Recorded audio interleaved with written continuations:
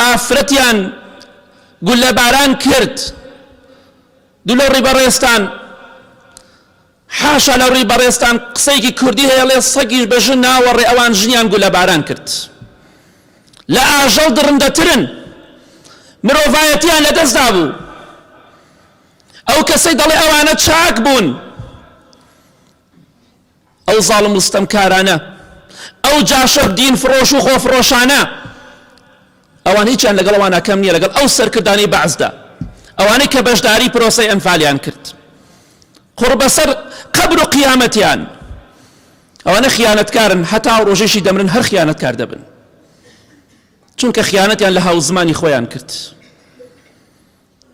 ئەو کەسێک کە مەدحی ئێوان دەکا و دەڵێ ئەوان کەسێکی چاک بوون و باش بوون و قائید بوون و سەرکردە بوون، خۆزگایە ئەو کاتەی کە چاڵەکانیان بۆ هەڵکەندرا بۆ براو خوشکەکانی ئێمە، خۆزگایە ئەو دڵ نەخۆشانەت ئەبر بە دیاری ئەو چاڵەوە دات ئەنا کاتێک کە قیژەی ژن مناڵ داهات هەمووی گولە باران دەکرا.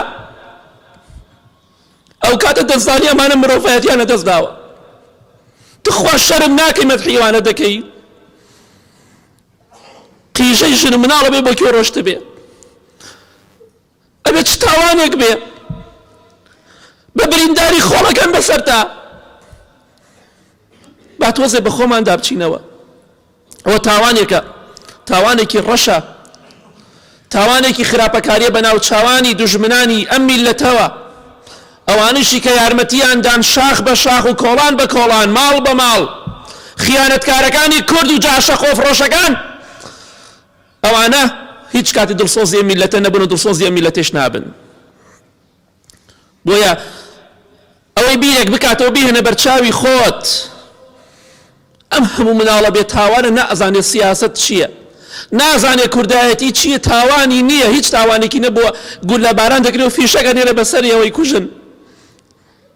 تۆش دەچی مەدحیوانە دەکەی، ڕەحمەتیان بۆ دەنێری، خوا لەعنەتی لە زاڵم کردووە، خوای گەورە غەرقی غەزەبی خۆیان بکات، خوا لە دنیا و قیامەت ڕسوایان بکات، تۆڵیان لێ بکاتەوە کە ئەو هەموو خەڵکیان بەبێ تاوان کوشت، گەنجەکانی ئێمە، پیاوەکانی ئێمە، جگەری مناڵەکانیان بڕی، دڵی مناڵەکانیان بڕی،